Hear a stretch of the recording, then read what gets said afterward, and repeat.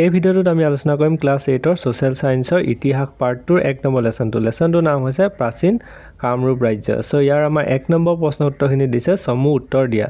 ইয়াৰ প্ৰথম প্ৰশ্নটো আমাক দিছে ভগদত্তৰ জীয়াৰীৰ নাম কি আছিল? সো ইয়াৰ উত্তৰটো হৈছে ভানুমতী আছিল ভগদত্তৰ জীয়াৰীৰ নাম। তাৰ পিছত আমাক খটোত দিছে কোন ৰজাৰ শাসনকালত চীনা পৰিব্ৰাজক হিউৱেনচাঙে কামৰূপ ৰাজ্য ভ্ৰমণ কৰিছিল? সো ইয়াৰ উত্তৰটো হৈছে ভাস্কৰ বৰ্মনৰ শাসনকালত। মানে ভাস্কৰ বৰ্মন যেতিয়া ৰজা আছিলে সেইটো সময়তে হিউৱেনচাং অসমলৈ আহিছিলে, অসমৰ কামৰূপলৈ। তাৰ পিছত আমাক গ নম্বৰটোত দিছে কামৰূপৰ ৰাজকুমাৰী অমৃতপ্ৰভাক কোনজন ৰজাই বিবাহ কৰাইছিল? উত্তৰটো হ'ব যে কাশ্মীৰৰ ৰজা মেঘবহনে বিবাহ কৰাইছিল। ইয়াৰ পিছত আমাক ঘ নম্বৰটোত দিছে যে শালস্তম্ভ বংশৰ শ্ৰেষ্ঠ ৰজাজন কোন আছিল? সো ইয়াৰ উত্তৰটো হ'ব শ্ৰীহৰ্ষ আছিল, মানে তেওঁৰ নামে হয় শ্ৰীহৰ্ষ। ইয়াৰ পিছত আমাক উঙ নম্বৰটোত দিছে কোনজন ৰজাই কামৰূপত হোৱা বখতিয়াৰ খিলজীৰ আক্ৰমণ প্ৰতিহত কৰিছিল? সো ইয়াৰ উত্তৰটোত আমি লিখিম যে পৃথু ৰজাই কামৰূপত হোৱা বখতিয়াৰ খিলজীৰ আক্ৰমণ প্ৰতিহত কৰিছিল, মানে পৃথু ৰজাই তেওঁ আক্ৰমণ ৰখাইছিলে। ইয়াৰ পিছত আমাক 2 নম্বৰটোত দিছে শুদ্ধ উত্তৰ বাছি উলিওৱা। ইয়াত আমাক মানে যোনটো ডেছ দিয়া আছে তাত আমাক দুটা ৱৰ্ড দিয়া আছে, দুটা ৱৰ্ডৰ ভিতৰত কোনটো শুদ্ধ হ'ব? যেনেকৈ প্ৰথমটোত আমাক দিছে বৰ্মন বংশ পুষ্য বৰ্মনে বা ভাস্কৰ বৰ্মনে স্থাপন কৰিছিল। সো এই দুটাৰ ভিতৰত শুদ্ধ উত্তৰটো হৈছে পুষ্য বৰ্মনে। সো পুষ্য বৰ্মনেটো লিখিম। তাৰ পিছত আমাক খটোত দিছে CUK কৌটিল্য হিউৱেনচাঙৰ গ্ৰন্থ আছিল। সো এই CUK কিতাপখন আমাৰ লিখিছিলে কৌটিল্যই। সো আনসাৰটো হ'ব কৌটিল্য। ইয়াৰ পিছত আমাক গ নম্বৰটো দিছে কুমাৰ ভাস্কৰ বৰ্মনৰ ৰাজত্ব কালৰে পৰা সূচনা হোৱা যুগটো হ'ল শকাব্দ ভাস্কৰাব্দ। সো যেহেতু কুমাৰ ভাস্কৰ বৰ্মনে কৰিছিলে সেইটো কাৰণে হৈ গ'ল ভাস্কৰাব্দ শুদ্ধ উত্তৰটো। ইয়াৰ পিছত আমাক ঘটোত দিছে যে প্ৰাচীন কামৰূপত ৰাজতান্ত্ৰিক গণতান্ত্ৰিক শাসনৰ ব্যৱস্থা প্ৰচলন আছিল। সো আগৰ দিনততো তোমালোকে গম পোৱাই যে ৰজাই শাসন কৰিছিলে, তো ৰজাই শাসন কৰাটোক আমি ৰাজতান্ত্ৰিক বুলি কওঁ।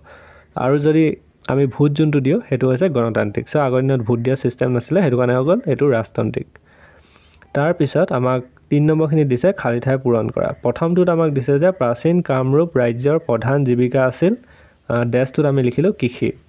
সেনেকৈ খটোত আমি লিখিম যে ভাস্কৰ বৰ্মনে। ইয়াৰ পিছত গ নম্বৰটো আমাক যোনটো দিছে যে পাল বংশৰ শ্ৰেষ্ঠ ৰজাজন আছিল ৰত্নপাল। ইয়াৰ পিছত আমাক ঘ নম্বৰটো দিছে কামৰূপ ৰাজ্যৰ ৰজাই পৰম ভট্টাৰক মহাৰজাধিৰাজ পৰম পৰমেশ্বৰ ৰত্নপাল উপাধি গ্ৰহণ কৰিছিল। সো 3টা উপাধি তেওঁ গ্ৰহণ কৰিছিলে। ইয়াৰ পিছত আমাক উঙ নম্বৰটো দিছে শক্তি পূজা কামৰূপ ৰাজ্যৰ আয়ৰ প্ৰধান উৎস আছিল, আয় মানে ইনকমৰ। সো এইটোৱে হৈ গ'ল ইয়াৰ খালী ঠাইখিনি। ইয়াৰ পিছত আমাক 4 নম্বৰখিনিত দিছে চমু টোকা লিখা। প্ৰথমটো দিছিলে ভাস্কৰ বৰ্মন। সো ভাস্কৰ বৰ্মনৰ চমু টোকা লিখিম যে ভাস্কৰ বৰ্মনে এক দীঘলীয়া সময় কামৰূপত শাসন কৰিছিল। উল্লেখযোগ্য যে ভাস্কৰ বৰ্মন অবিবাহিত আছিল আৰু তেওঁক কুমাৰ ৰজা বুলি জনা গৈছিল। তেওঁৰ ৰাজত্ব কালত কামৰূপৰ ইতিহাসৰ এক গৌৰৱময় অধ্যায়। 594 খ্ৰীষ্টাব্দত ভাস্কৰ বৰ্মনৰ সিংহাসনত আৰোহণৰ পৰা এক নতুন যুগৰ সূচনা হৈছিল। এই যুগটোকে ভাস্কৰাব্দ বা কামৰূপী চন বুলি কোৱা হৈছিল। সো এইটো হৈ গ'ল প্ৰথমটো। তাৰপিছত খটোত আমাক দিছে প্ৰাচীন কামৰূপৰ শিক্ষা ব্যৱস্থা।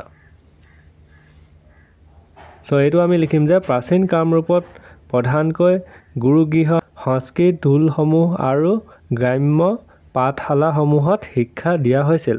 কামৰূপৰ শাসকসকলে শিক্ষাৰ প্ৰসাৰৰ ক্ষেত্ৰত ৰাজকীয় পৃষ্ঠপোষকতা আগবঢ়াইছিল।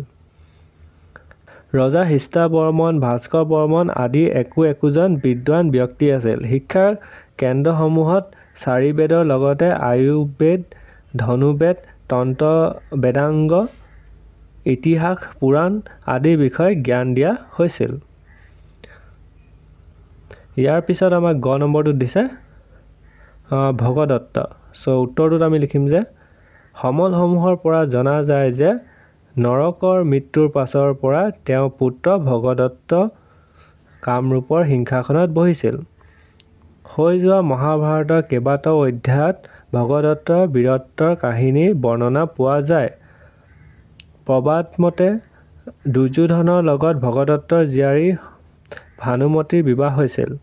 ভগদত্তই গুৱাহাটীৰ দীঘলী পুখুৰীত তেওঁ জীয়াৰী ভানুমতী সম্বন্ধৰ সময়ত খন্দাইছিল। ইয়াৰ পিছত আমাক ঘ নম্বৰটোত দিছে প্ৰাচীন কামৰূপৰ ধৰ্ম। চ' ইয়াৰ উত্তৰটোত আমি লিখিম যে প্ৰাচীন কালৰে পৰা কামৰূপত শৈৱ ধৰ্ম প্ৰচলন আছিল। কালিকা পুৰাণত প্ৰাচীন কামৰূপৰ শৈৱ উপাসনাৰ 15টা কেন্দ্ৰৰ নাম উল্লেখ আছে। প্ৰাচীন কামৰূপৰ শক্তি পূজাৰ অন্যতম কেন্দ্ৰ আছিল। পৰম্পৰাগতভাৱে কামৰূপক শক্তি পূজাৰ মুখ্য কেন্দ্ৰ হিচাপে স্বীকৃতি দিয়া হৈছিল। কামাখ্যা দেৱীৰ মন্দিৰ ইয়াৰ ভিতৰত প্ৰথম স্থানত আছিল। শিৱ আৰু শক্তিৰ দৰে প্ৰাচীন কামৰূপত বিষ্ণু উপাসনা হৈছিল। বৌদ্ধ ধৰ্মইও প্ৰাচীন কামৰূপত প্ৰসাৰতা লাভ কৰিছিল।